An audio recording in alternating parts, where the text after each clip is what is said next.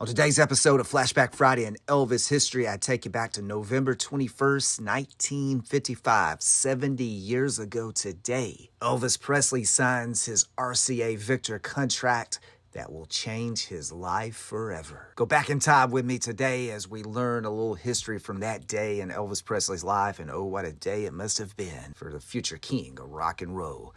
So go get your popcorn ready. Let's get to the show. Memphis singer Presley signed by RCA Victor for recording work was the headline the very next day in the Memphis newspaper. This was written by Robert Johnson. It says Elvis Presley 20. Memphis recording star, entertainer who zoomed into big time and the big money almost overnight, has been released from the contract with Sun Records Company of Memphis and will record exclusively for RCA Victor. It was announced by Sam C. Phillips' son, president. Phillips and RCA officials did not reveal terms, but said the money involved is probably the highest ever paid for a contract release for a country western recording artist. I feel Elvis is one of the most talented youngsters today, Phillips said, and by releasing his contract to RCA Victor, we will give him the opportunity of entering the largest organization of its kind in the world, so his talents can be given the fullest opportunity. And they sure did. Negotiations were handled by Colonel Tom Parker of Hank Snow Jamboree Attractions, Madison, Tennessee, Bob Neal, Presley's personal manager, and Coleman Tilley III of RCA Victor. Elvis Presley Music, a publishing firm, has been set up to handle much of Presley's music in conjunction with Hill and Range Music Incorporated in New York City. Bob Neal, WMPS personality, continues as Presley's personal manager and will handle his personal appearances and other activities, but Hank Snow Jamboree Attractions will handle Presley enterprises in radio, television, movies, and theater. Also, taking part in negotiations were Hank Snow himself, RCA Victor's longest-term Western star,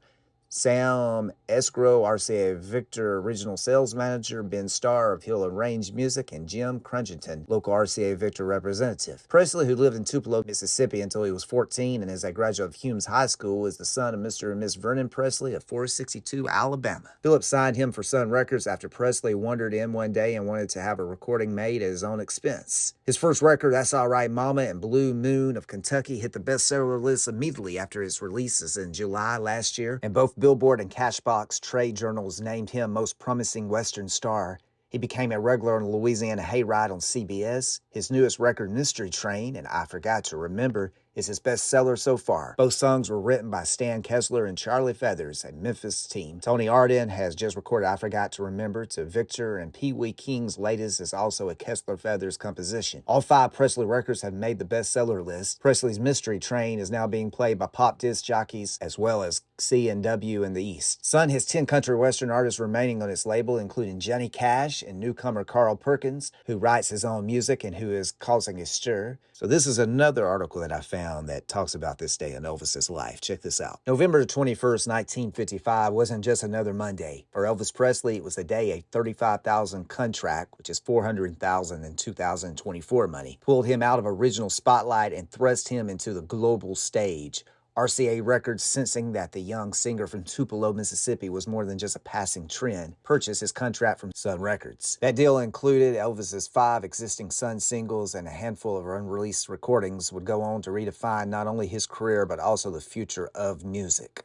Elvis was just 20 years old at the time, a shy, smoldering performer with a knack of mesmerizing audiences with his swiveling hips and sultry voice. He had been cutting records for Sun in Memphis for a little over a year under the guidance of Sam Phillips, the founder of the label. Phillips, a pioneer who believed in blending black and white musical traditions, had discovered Elvis in '54 and helped him craft his first hit, That's All Right. The record back with Blue Moon of Kentucky was a culture detonation, a sound that defined racial and genre boundaries.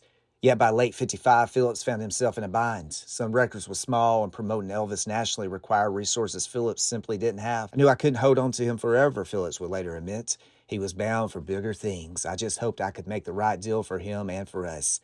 Bigger things, as it turned out, came in the form of RCA Victor, a major label with deep pockets and a nationwide distribution. The heart of his transition was Colonel Tom Parker, the big showman who had recently been advertising Elvis. Parker, a former carnival barker with a sharp business mind, has spent the previous year watching Elvis light up the South with his electrifying live shows and raw charisma. The Colonel quickly realized what others yet see. Elvis wasn't just another singer. He was a phenomenon waiting to happen. By mid-55, Parker had maneuvered his way into Elvis's orbit, first as an advisor and then as a manager. His fingerprints were all over that RCA deal, which he negotiated with a kind of cunning that would come to define his career. The agreement finalized on November 21st, 55, 70 years ago right now, today, transferred all of Elvis's Sun recordings, including the unreleased material, to RCA. The $35,000 purchase price, a record-breaking sum at the time, was split three ways. $5,000 went to Elvis as a bonus, $5,000 covered back royalties, and the remaining $25,000 went to Sun Records. For Sam Phillips, the deal was a bittersweet moment. The money gave him the resources to pay off debts and invest in other artists, but it also meant parting ways with a performer who had put Sun Records on the map. If I could take that money and help 5 more Elvises get their start, I'd do it again, Phillips famously said. RCA wasted no time capitalizing on their investment. Within weeks, Elvis was in Nashville studio recording tracks that would change the course of music history. His debut single for RCA, Heartbreak Hotel, was released in January '56 and became a sensation, topping the charts and selling over 1 million copies. But RCA's genius wasn't just in recognizing a hit, it was the sheer force of their promotional machine. The label had the muscle to get Elvis's music onto airways nationwide. And under Parker's guidance, they started crafting his image as the ultimate teenage heartthrob. In January 1956, Elvis made his national television debut on The Stage Show, a move orchestrated by Parker to amplify his reach. By the end of the year, Elvis was a household name, his performances on shows like The Ed Sullivan Show igniting culture debates and driving teenagers wild. Parker's knack for seizing the moment was crucial. He understood that Elvis was just not a singer, he was a brand.